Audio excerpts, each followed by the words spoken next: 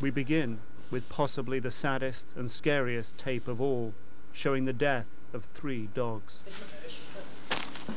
Calling out to each other to hurry, several individuals wearing Afghan-style sandals rush from the room.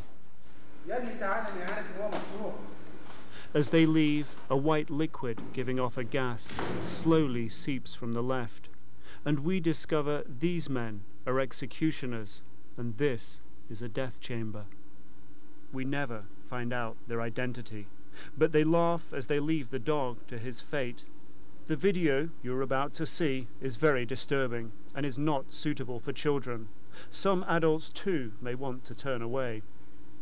Coalition intelligence sources who have examined this tape say this appears to be an Al-Qaeda lethal weapons experiment at its remote Afghan Darunta camp.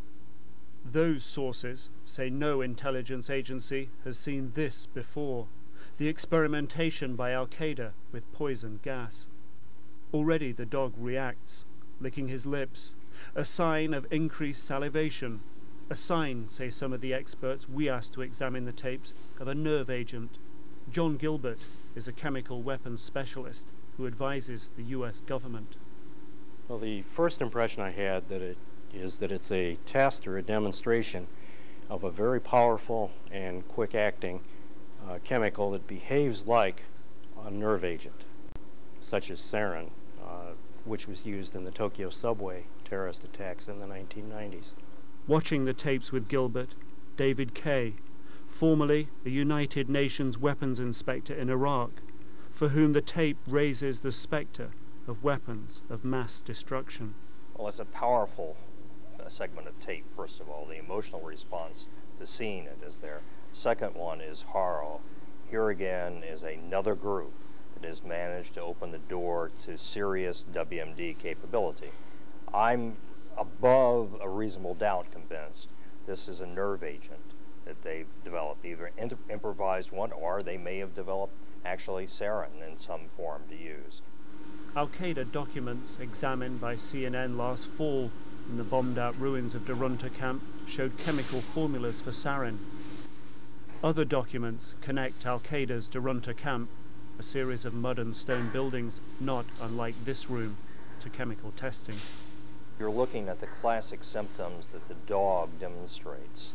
For example, he loses certain muscles control, his eyes as they react, the way his nostrils react, and then the gradual loss of voluntary muscles, and the final, the racking, the loss of diaphragm, lung capacity as he dies, is the normal progression of a nerve agent.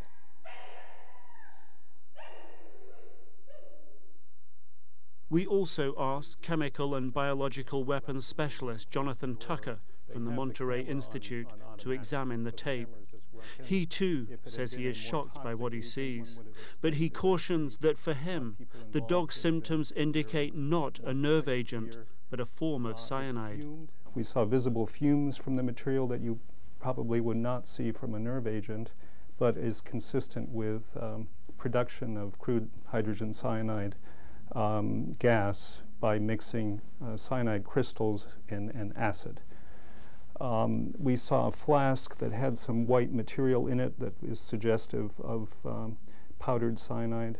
And I think what we have here is a very crude binary weapon that terrorists would be attractive to terrorists because it's extremely low tech and also very safe to use. Dr. Frederick Seidel, another of the dozen experts consulted by CNN, says evaluation of the chemical is difficult. The most common chemical agent is something called mustard, which is a blister agent, and it's certainly not that. It could be nerve agent or cyanide, but they characteristically, the effects come on sooner if this was vapor. Those dogs appeared to be conscious till the end, which they aren't with nerve agent and cyanide. Those two don't cause selective paralysis of the hindquarters as that agent did. So we can almost say that it wasn't those either. So I don't know what it is. On this tape, more experiments and close-ups cataloguing symptoms of death, The metal boxes in the corner, manufactured in the Afghan style, give an additional indication the experiments took place inside Afghanistan. The implication of the rudimentary laboratory test is unmistakable for our experts. The implication is that Al-Qaeda or another terrorist group could create a number of different ways of attacking people. For example, in an enclosed area, such as an airport lobby, or in a theater, or a train, or a bus. Another is that it could be used against individuals selectively who are targeted for assassination.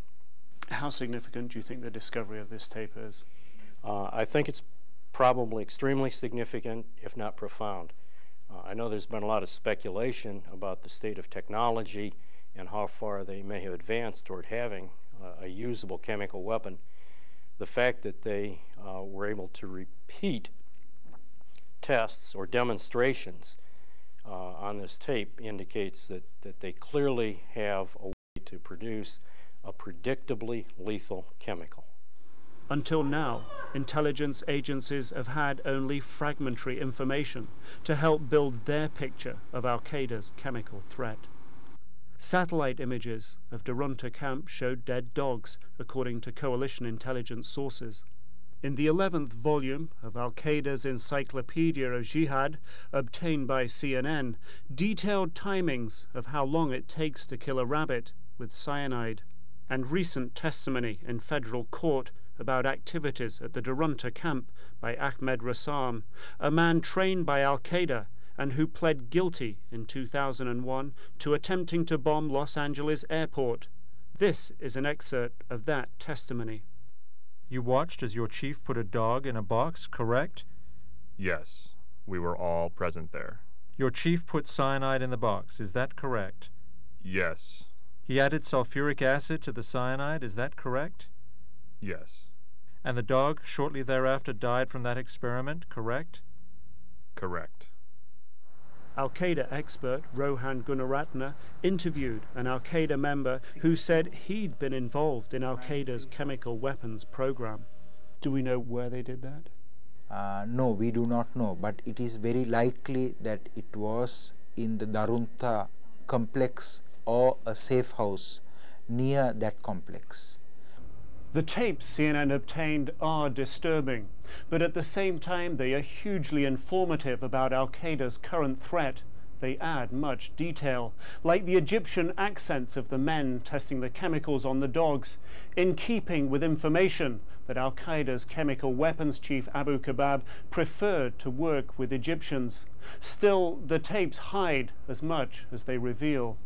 Only in one instance do you actually see the liquid, which appears to be either poured or pumped out, going out. You don't see it the rest of the time. So you really don't know at what level they are in terms of weaponizing it. There are a lot more questions this tape leaves than answers, unfortunately. But all the questions are really bad questions.